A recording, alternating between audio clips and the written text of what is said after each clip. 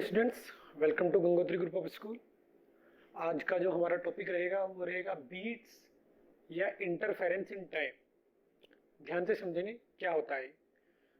यदि मैं दो वेव को किसी एक पॉइंट पर सुपर इम्पोज कराता हूँ और वो दोनों वेव फ्रीक्वेंसी में कुछ डिफरेंस रखते हैं, क्लियर, वो दोनों वेव फ्रीक्वेंसी में कुछ, बस एक कंडीशन बोल रहा हूँ मैं, वो दोनों वेव फ्रीक्वेंसी में कुछ डिफरेंस रखते हैं और मैं किसी एक पर्टिकुलर पॉइंट पे दोनों को सुपरइम्पोज कराता हूँ तो मुझे बीट सुनाई देते हैं। समझे वो किस प्रकार से, देखें समझेंगे। मैं मान लेता हूं कि यहां से कोई वेव जनरेट की मैंने, वो इस पॉइंट पे आ रही है, और इसी प्रकार से यहां से कोई वेव जनरेट की मैंने, वो भी इस पॉइंट पे आ रही है। इस पर्टिकुलर इंस्टेंट को मैं x बराबर 0 कह देता हूं। ओरिजिन तो मुझ पे डिपेंड करता है कि ओरिजिन में कहां से लेता हूं। जो ये इक्वेशन होती है y बराबर a साइन साइनसोइडल वेव की जो इक्वेशन हम लिखते हैं, इसमें ये x क्या होता है, ये x location of a particular medium point, medium के किसी पर्टिकुलर पॉइंट की लोकेशन होती है, क्लियर। तो वो मुझ पर डिपेंड करता है कि मैं किस तरीके से लूं इसको। अगर मैं ओरिजिन x बराबर 0 को मानता हूं तो x की वैल्यू कुछ भी होगी आगे वो यहां पुट की जाती है। ये आप याद करेंगे, जैसे मैंने बताया था कि x बराबर 0 ये यहां है, इससे आगे किसी भी लोकेशन पे समझे ये x बराबर 0 है और ये x बराबर x है। इस पॉइंट की डिस्प्लेसमेंट, ये रस्सी है जो इस तरीके से वाइब्रेट कर सकती है, तो इस पॉइंट की किसी टाइम t पर डिस्प्लेसमेंट इस इक्वेशन से दी जाती है जो यहां से x डिस्टेंस आगे है। ऐसे हमने ये इक्वेशन आपको बताई थी। तो मैं यहां बोल रहा हूं कि इस पर्टिकुलर पॉइंट, ये जो पर्टिकुलर पॉइंट है ऊपर, इसको मैं x बराबर 0 ही ले लेता हूं, इससे हमारी कैलकुलेशन थोड़ा आसान हो जाएगी। ये पॉइंट x बराबर 0 पॉइंट है, क्लियर। तो इस पॉइंट पर ये आने वाली वेव और ये आने वाली वेव, यहां से आने वाली वेरिएशन और यहां से आने वाली वेरिएशन, y बराबर a sign omega 1 t minus के एक्स, वाई बराबर a sine omega 2 t minus के एक्स। यहाँ x बराबर 0 इस लोकेशन का नाम है, तो यहाँ सुपर इम्पोजिशन जो होगा वो दो वेव का होगा नेट। वो कौन कौन से वेव होंगी, a sign omega 1 t plus a sine omega 2 t, clear. Amplitude almost same है, यहाँ मैंने एग्जैक्ट सेम लिया हुआ है। तो इसको sine c plus sine d को कैसे लिखा जाएगा, y net 2a sine c plus D by 2,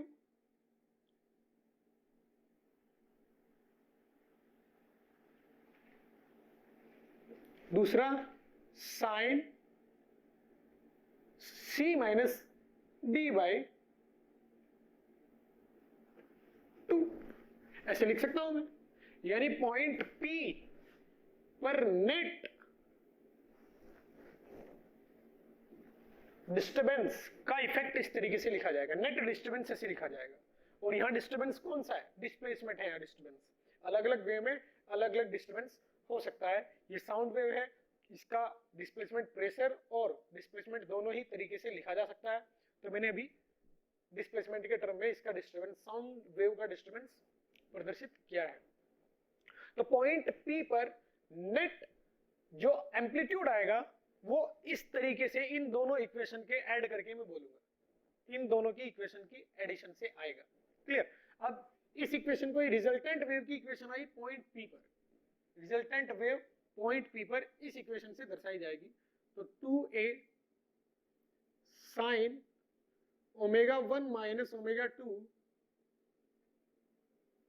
by 2 into T sine omega 1 plus omega 2 by 2 into T.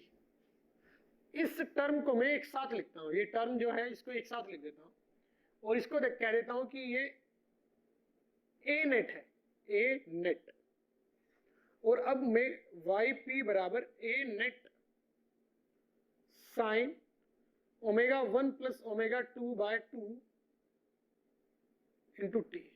मैं ये बोलूंगा कि अब पॉइंट पी पर नेट इक्वेशन ये नजर आएगी साइनसोइडल, जिसका एम्पलीट्यूड क्या होगा, ये होगा 2a sine omega 1 minus omega 2 T by 2। अब ये तो मैथमेटिकल कैलकुलेशन है, इनका फिजिकल मतलब क्या है ये आप समझेंगे। ये तो मल्टीपल में है, मैंने यही इसके साथ क्यों लिया माइनस वाला टर्म, ये प्लस वाला टर्म इसके साथ क्यों नहीं लिया, एम्पलीट्यूड में मैंने ये माइनस वाला टर्म ही इसके साथ क्यों लिया, ये जो प्लस वाला टर्म है ये क्यों नहीं लिया, ये सारी बातें मैं आपको समझाऊंगा। मैं जानता हूं कि ये वेव है और इसकी इंटेंसिटी जो आएगी इस वेव की वो इसके एम्पलीट्यूड के स्क्वायर के प्रोपोर्शनल होगी, और मैंने ये देखा कि जो ए नेट है, ए नेट वो वेरी कर रहा है, उसकी मैक्सिमम वैल्यू 2a और मिनिमम वैल्यू 0, ये जो ए नेट है। तो अब यहां मैं आपको बताऊंगा ए नेट जो 2a sine omega 1 minus omega 2 by 2 into T है, ये एक्चुअल में क्या प्रदर्शित करता है, इसका क्या मतलब है।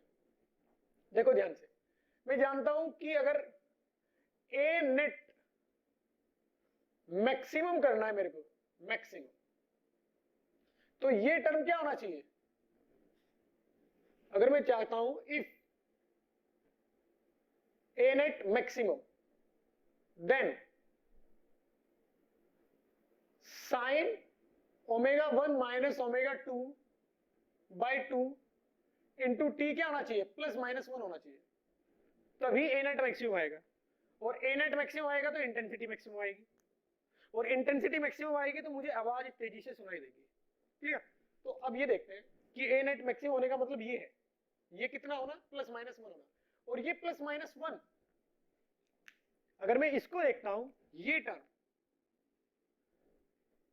ये लिखा हुआ है sine 2 pi n1 minus n2 by 2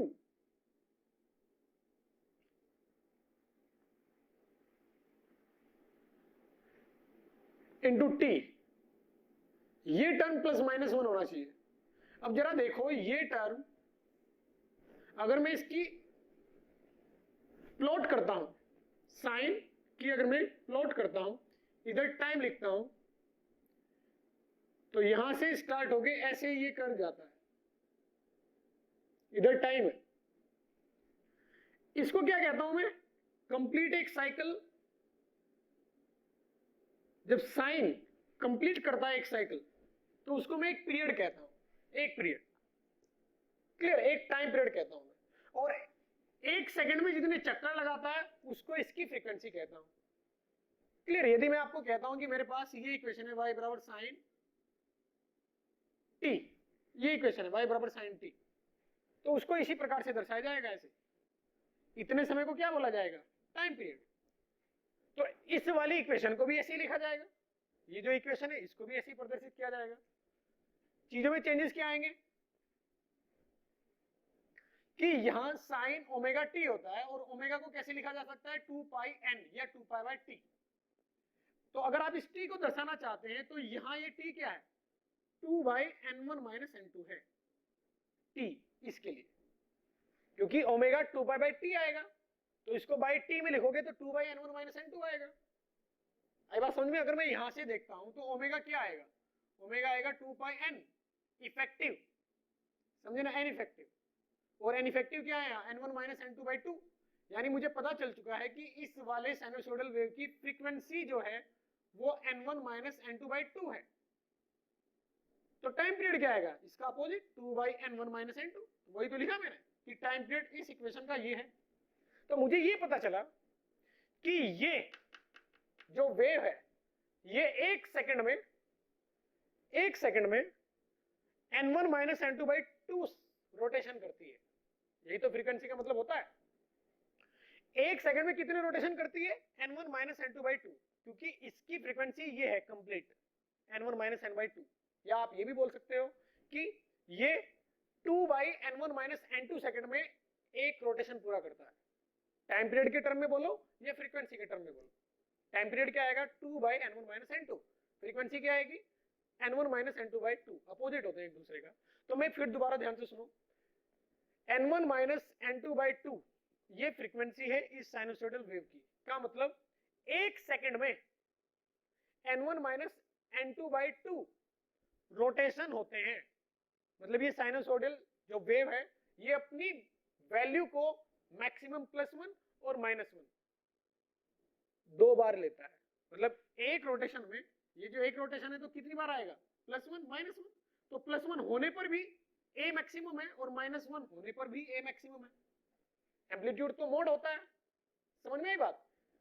ये वैल्यू एक सेकंड में n1 माइनस n2/2 बार मैक्सिमम और मिनिमम होती है, समझे ना, एक चक्कर लगाती है, इतने रोटेशन लगाती है n1 माइनस n2/2 इतने रोटेशन लगाती है, क्योंकि ये इसकी फ्रीक्वेंसी, फ्रीक्वेंसी क्या होती है एक सेकंड में टोटल साइकिल, टोटल रोटेशन, और ये एक साइकिल है 1 2 3। तो मैं ये देखता हूं कि एक साइकिल में एम्पलीट्यूड मैक्सिमम 2 बार होगा, क्योंकि एक साइकिल में ये वैल्यू -1 और +1, एक बार +1 होगी एक बार -1 होगी। इसका मतलब एक साइकिल में ए नेट मैक्सिमम 2 बार होगा एक साइकिल में। इसका मतलब ये है कि यदि एक सेकंड में कितने साइकिल हैं n1 माइनस n2/2, तो इंटेंसिटी मैक्सिमम कितनी बार होगी n1 माइनस n2/2 इंटू 2। समझिए, एक सेकंड में ये साइकिल कितने करता है n1 minus n2/2।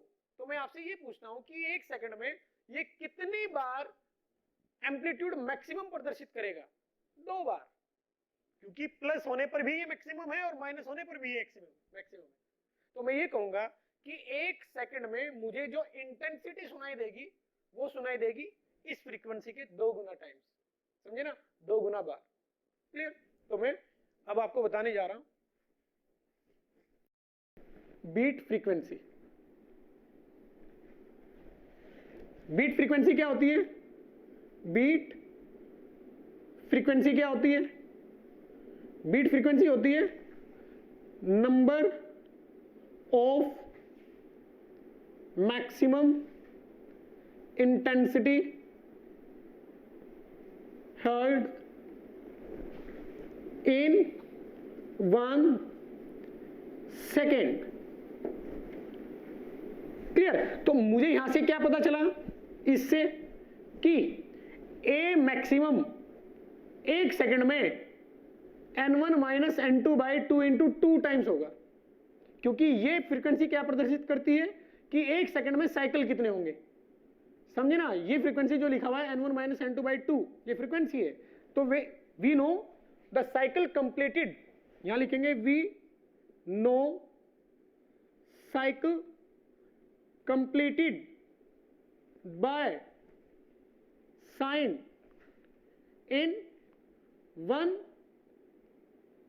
Second is n1 minus n2/2, क्योंकि यही इसकी फ्रीक्वेंसी है।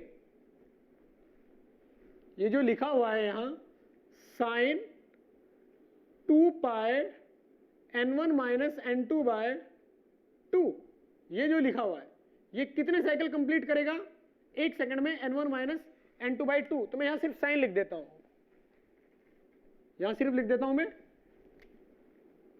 साइन। तो अब क्या लिखूंगा मैं? दैट्स वाई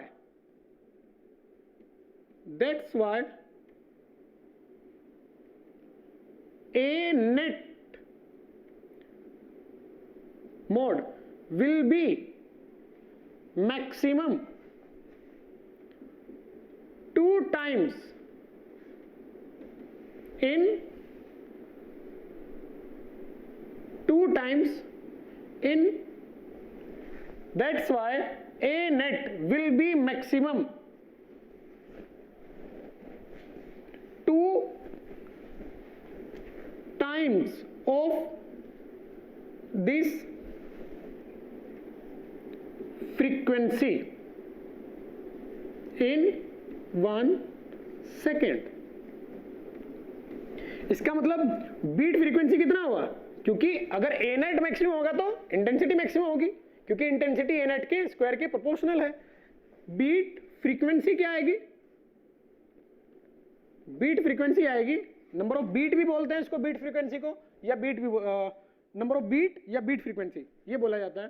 तो बीट फ्रीक्वेंसी आएगी हमारे पास n1 माइनस n2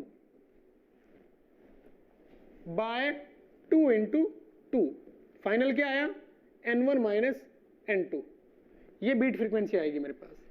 दोनों वेव की फ्रीक्वेंसी का डिफरेंस का मोड बीट फ्रीक्वेंसी आएगी। क्लियर? ये आप ध्यान से देखें, मैंने इस बाई 2 को 2 से मल्टीप्लाई क्यों किया, ये आपको समझ में आना चाहिए। क्लियर? तो इसको ध्यान से देखो। अब यहां बच्चों को एक डाउट आता है कि सर आपने ये जो सब्सट्रैक्शन वाला पोर्शन है वही एम्पलीट्यूड के साथ में क्यों लिखा, क्योंकि ये तो मल्टीपल में है, समझे ना। मल्टीपल में 4 इंटू 3 करें या 3 इंटू 4 करें कोई फर्क नहीं पड़ता है। तो आपने ये प्लस वाला इसके साथ क्यों नहीं लिया, ये माइनस वाला बाहर लेते, प्लस वाला यहां लेते, तो फिर इस प्लस वाले को यदि सॉल्व करते आप पीछे वाले तरीके से तो रिजल्ट कुछ और आता, और फिर beat frequency n1 minus n2 ना आती, लेकिन बीट फ्रीक्वेंसी तो n1 माइनस n2 होती है। तो ऐसा क्यों किया आपने कि ये माइनस वाला टर्म ही इसके साथ लिया। अब मेरी बात बड़े ध्यान से सुनेंगे, क्योंकि ये फीलिंग बेस्ड है, ये चीज जो मैं बताने जा रहा हूं आपको। देखो, यदि मैं फिजिकली रिप्रेजेंट करने की कोशिश करता हूं कि इन दोनों वेव को मैं एक पॉइंट पर अगर सुपर इंपोज करता हूं पॉइंट P पर, तो समय के साथ पॉइंट P पर एम्पलीट्यूड कैसे वेरी करेगा। पॉइंट P पर लोकेशन X है, लोकेशन फिक्स कर दी मैंने, पॉइंट P पर टाइम के साथ नेट एम्पलीट्यूड कैसे वेरी करेगा। ये जो एम्पलीट्यूड है ना, इन दोनों को सुपर इंपोज करने के बाद ये रिजल्ट आया मेरे पास, ये जो लिखा हुआ है। अब ये रिजल्ट किस प्रकार से प्रदर्शित किया जा सकता है वो देखें। तो पहले तो मैं आपको ये सिंगल सिंगल दिखा देता हूं, दोनों वेव सिंगल सिंगल दिखा देता हूं।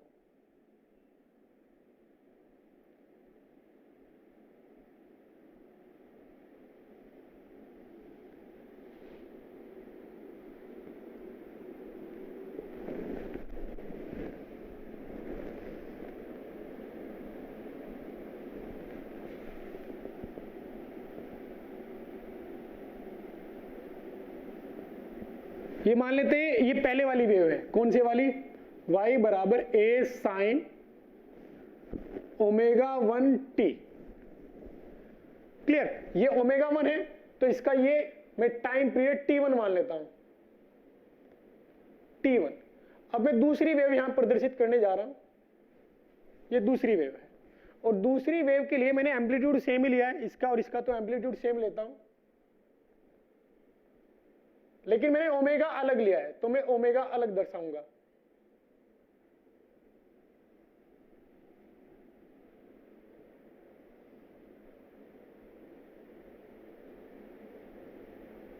समझे? देखो, अब इसका टाइम पीरियड क्या हो गया t2, जिसकी वजह से अब इसका मैं ये बोलूंगा ओमेगा अलग है, ओमेगा 2। ये पहली इक्वेशन ऊपर वाली और ये दूसरी इक्वेशन। क्लियर? तो इस प्रकार से मैं इन दोनों वेव को अलग अलग प्रदर्शित कर सकता हूं। मतलब पॉइंट P पर एम्पलीट्यूड समय के साथ ऐसे वेरी करेगा, t बराबर 0 पर 0 होगा, फिर समय बीतता जाएगा तो बढ़ेगा, मैक्सिमम होगा, घटेगा, मिनिमम होगा, फिर मैक्सिमम होगा, घटेगा, बढ़ेगा, घटेगा, बढ़ेगा, इस तरीके से होगा। ऐसे ही यहां मतलब सिर्फ दूसरे का अगर इफेक्ट दिया जाए, सिर्फ एक इक्वेशन का अगर इफेक्ट देखा जाए दूसरे वाली इक्वेशन का, तो इफेक्ट क्या आएगा, बढ़ेगा, घटेगा, बढ़ेगा, घटेगा। दोनों की इनिशियल फेज 0 है तो 0 से स्टार्ट होगा। अब यदि इनको दोनों को मैं ऐड करता हूं, दोनों वेव को मैं ऐड करता हूं, सुपर इंपोज करता हूं, तो सुपर इंपोज का रिजल्ट मुझे क्या दिखाई देगा, ध्यान से समझेंगे आप।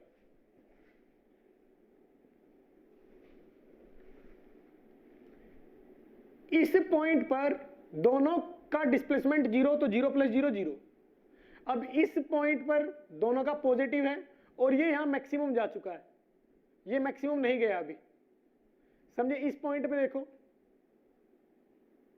ये 0 हो चुका है, ये मैक्सिमम से कम आ चुका है, यानी इस पॉइंट से पहले, इतने समय से पहले दोनों पॉजिटिव है, इस समय से पहले दोनों पॉजिटिव है, और इस पॉइंट के बाद एक नेगेटिव हुआ और एक पॉजिटिव है।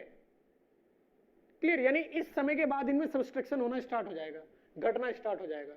यहां तक दोनों में एडिशन आएगा, इस समय तक दोनों में क्या आएगा? एडिशन आएगा, और इसके बाद सब्सट्रैक्शन होना स्टार्ट हो जाएगा। तो आपको ये देखने को मिलेगा, सोचने दो एक बार मेरे को,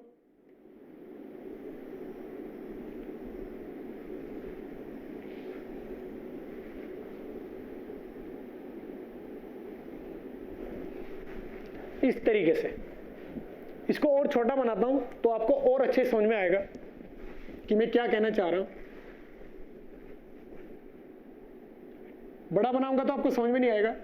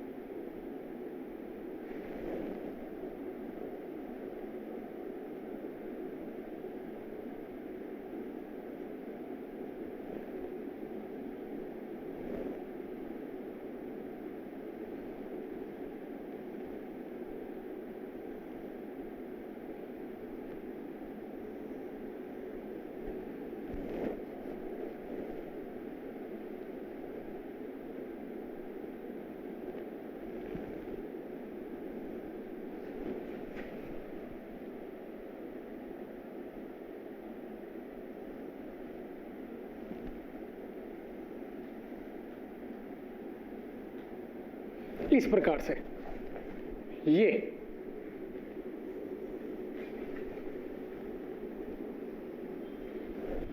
एक ही पॉइंट पर आपको एम्पलीट्यूड बढ़ेगा घटेगा बढ़ेगा घटेगा, ये एम्पलीट्यूड है। देखो यहां एम्पलीट्यूड बढ़ा, फिर से एम्पलीट्यूड बढ़ा कुछ समय के बाद। ये मैं एक पॉइंट की बात करता हूं, पी फिक्स किया हुआ मैंने। इधर कौन है? टाइम। इधर कौन है? टाइम।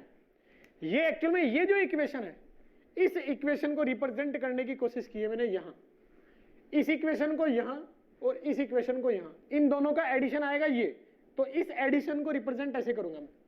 तो एक पॉइंट P पर समय बीतने के साथ आप ये देखोगे कि पहले एम्पलीट्यूड 0, ये एम्पलीट्यूड बढ़ेगा बढ़ेगा और फिर मैक्सिमम होगा, फिर घटेगा एम्पलीट्यूड, फिर एक फिक्स टाइम इंटरवल के बाद फिर से एम्पलीट्यूड बढ़ेगा, फिर घटेगा और फिर बढ़ेगा।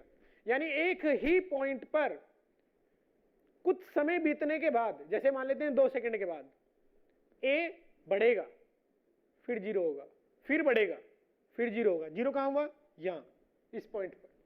अगर ये तो मैंने आपको थोड़ा गैप लेके समझाने की कोशिश की है, क्योंकि फ्रीक्वेंसी बहुत ज्यादा होती है। तो ये ग्राफ अगर कंप्यूटर की स्क्रीन पे आप देखोगे तो ये ग्राफ इस प्रकार से आता है, ऐसे आता है ये।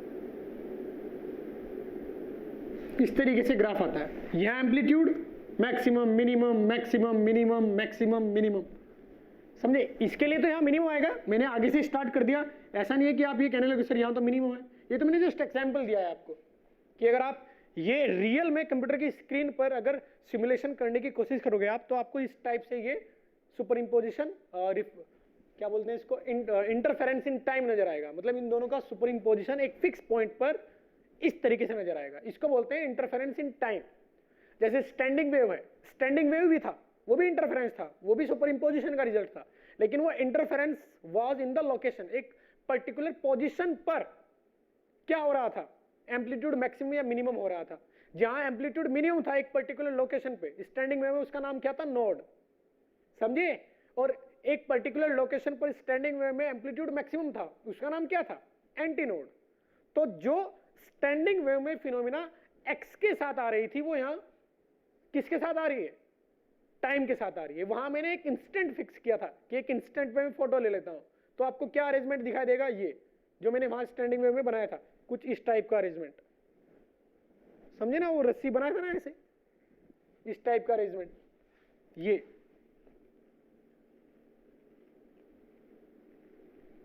तो वो लोकेशन के साथ इंटरफेरेंस था, ये समय के साथ इंटरफेरेंस है। वहां मैंने टाइम फिक्स किया था, यहां मैंने लोकेशन फिक्स किए, पी को फिक्स किया और समय के साथ अब वेरिएशन देख रहा हूं। तो ये तरीका होता है इस इक्वेशन को रिप्रेजेंट करने का। जो क्वेश्चन था कि ये प्लस वाला टर्म क्यों नहीं लिया है, वो क्वेश्चन ये है कि मान लेते हैं मैं अगर प्लस वाला टर्म लेता हूं, तो आप ये सोचो कि जो तेजी से होने वाला वेरिएशन है उसको आप वेरिएशन कहोगे, या बहुत समय लंबा समय ले, बहुत ही ज्यादा लंबे समय में कोई चीज वेरी कर रही है उसको वेरिएशन कहोगे। समझे क्या बोल रहा हूं मैं ये कह रहा हूं कि एक वेव अपनी इंटेंसिटी 1 घंटे में मैक्सिमम करके मिनिमम करती है, 1 घंटा लगता है उसको मैक्सिमम करके फिर जीरो करने में, फिर से दोबारा अगले 1 घंटे में मैक्सिमम करके जीरो करती है।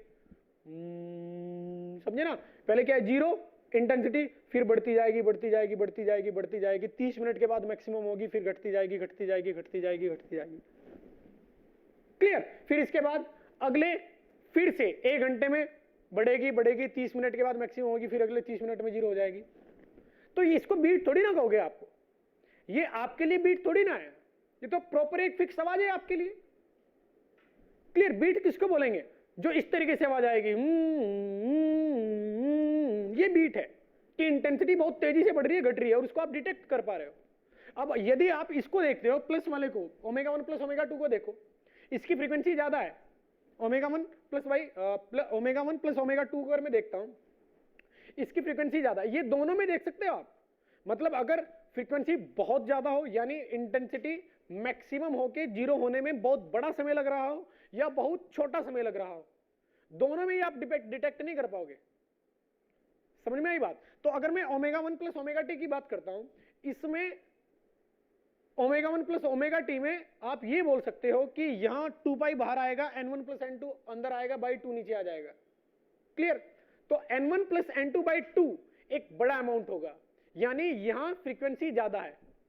क्या है यहां फ्रीक्वेंसी ज्यादा, इसका मतलब 1 सेकंड में रोटेशन बहुत ज्यादा हो रहे हैं, यही तो मतलब है कि यहां साइकिल 1 सेकंड में ज्यादा आएंगे, इसकी फ्रीक्वेंसी ज्यादा है, इसके रेस्पेक्ट में इसकी फ्रीक्वेंसी कम है, इसके रेस्पेक्ट में इसकी फ्रीक्वेंसी ज्यादा है। इसका मतलब आप कहोगे कि यहां साइकिल 1 सेकंड में बहुत ज्यादा होते हैं। अगर 1 सेकंड में बहुत ही ज्यादा साइकिल होते हैं तो मुझे वो ध्वनि कांस्टेंट सुनाई देगी, समझे। ये भी मैं कह सकता हूं, कैसे, ये बात कैसे बोली मैंने, देखो ये कुछ इस टाइप की बात है, ये हमारे कान के लिए ये कान की इनकैपेबिलिटी है, हमारे सुनने की इनकैपेबिलिटी है। जैसे देखने की इनकैपेबिलिटी क्या होती है कि यदि मैं साइकिल के एक टायर पर एक लाइट लगा देता हूं, साइकिल के टायर पे लाइट लगा देता हूं और रात को अंधेरे में साइकिल के टायर को घुमा देता हूं, तो मुझे वो एक लाइट नजर नहीं आएगी, मुझे एक सर्कल नजर आएगा। मुझे ये नहीं पता चलेगा कि ये एक बल्ब है, मुझे ये पता चलेगा कि ये कंप्लीट गोल ट्यूबलाइट है एक, ऐसा मुझे फील होगा। तो इसी प्रकार से सुनने की भी प्रॉब्लम है, सुनने में भी इनकैपेबिलिटी, मतलब एक ज्यादा से ज्यादा और कम से कम फ्रीक्वेंसी एग्जिस्ट करती है जो हम सुन सकते हैं, ये मैंने बताया भी था आपको। तो यदि बहुत ज्यादा अगर फ्रीक्वेंसी है ये, तो ये इतनी तेजी से एक दूसरे के साथ आवाज मिक्स होके आएगी कि मुझे वो कंप्लीट सेम लगेगी कि ये एक आवाज है, ये एक आवाज है। अगर फ्रीक्वेंसी बहुत ज्यादा है तो वो मुझे ऐसा नहीं होगा कि